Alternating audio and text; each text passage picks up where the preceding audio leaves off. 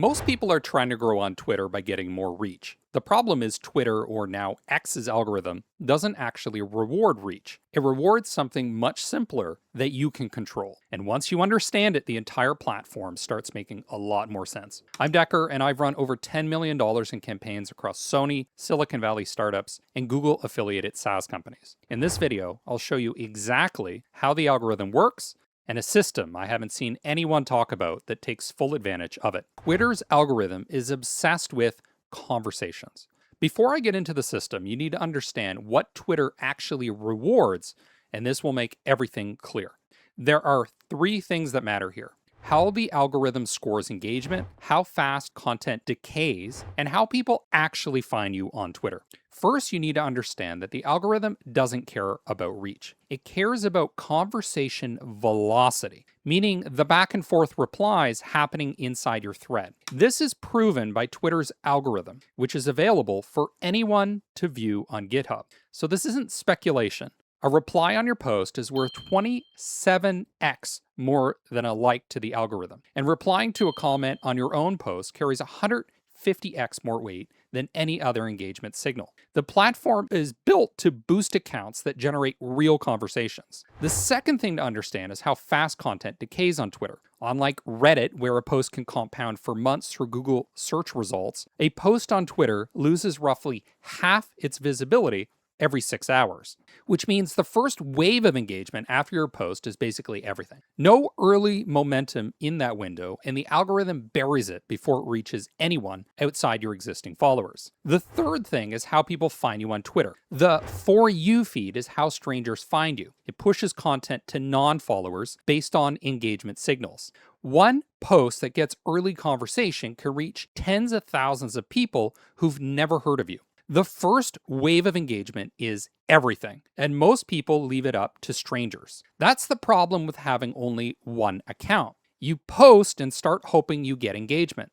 Sometimes it happens, and a lot of the time it doesn't, which means a great post can die before anyone important ever sees it. A coordinated system solves that. You create the initial signal yourself instead of hoping someone else starts the conversation. So let me walk you through exactly how to build that system. Multi-account marketing strategy. The idea is straightforward. You run multiple Twitter accounts, each with its own identity, and use them together to engineer the engagement signals the algorithm needs to push your content further. To use this system, there are two main strategies. First strategy: engineer the initial engagement spike you post on your main account, and after a few minutes, your second account drops a genuine reply. It can be a follow-up question, a contrasting take, something that creates real back and forth conversation. The algorithm sees a conversation forming and pushes the post further into the For You feed. So instead of relying on strangers to start the conversation, you start it yourself. This allows you to give the algorithm what it rewards. Second strategy: you need to become the obvious choice. Most marketers forget that people rarely buy the objectively best option. They buy whatever feels like the obvious choice. So the question is, how do you become the obvious option? And the answer is you keep showing up in the conversations people already trust. When someone posts, "What's the best tool for Twitter?" the reply section influences people's decisions. So you use your accounts to show up early with a useful perspective, not naming your brand directly, but surfacing the purchase criteria where your product is strongest.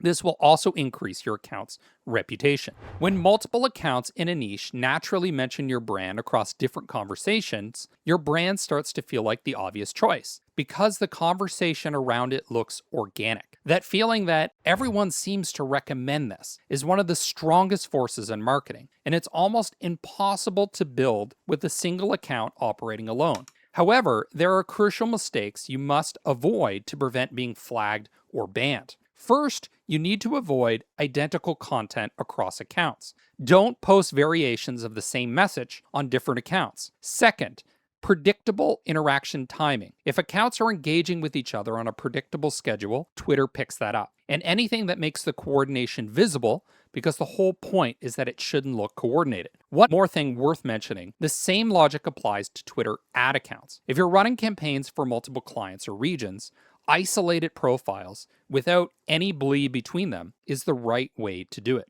Why this gets people banned and why it doesn't have to. Most people try to run multiple accounts and get flagged because they're leaving fingerprints everywhere. They don't understand that what Twitter is actually tracking, so they assume basic workarounds are enough. Twitter not only tracks IP addresses, but it also tracks the browser fingerprint, screen resolution, installed fonts, operating system time zone, WebGL data, and behavioral patterns like posting frequency, engagement timing, content style across profiles, and much more. And incognito doesn't make this better. All incognito does is clear local cookies, so your fingerprint is identical across every tab. And connecting all your accounts to the same buffer or Hootsuite session from one browser is one of the fastest ways to get all of them flagged at the same time. The only thing that actually works is full identity isolation, which sounds complicated, but in practice, it takes about 2 minutes to set up.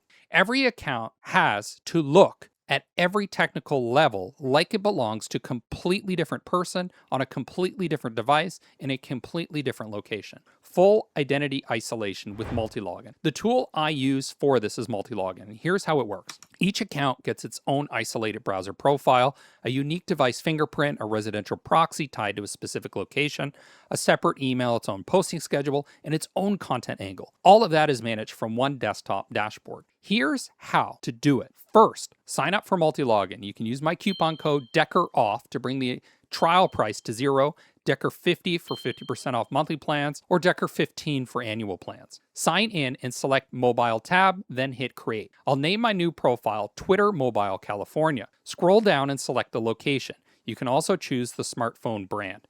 I went with Samsung here. After that, you can click Create. Now your virtual device is ready. Just hit the blue play button to launch the device. Let's install the Twitter app from the inbuilt App Store. Next, just launch the app and sign in with your account or create a new one. This is where you manage your alternate accounts to boost engagement without getting flagged by Twitter's algorithm. And yes, you can manage more accounts following the same process and creating a new device for each account. Before you start leveraging these accounts, just remember these 3 rules. Vary the content angle per account. Don't interact between accounts in predictable patterns. Warm up accounts before any promotional activity.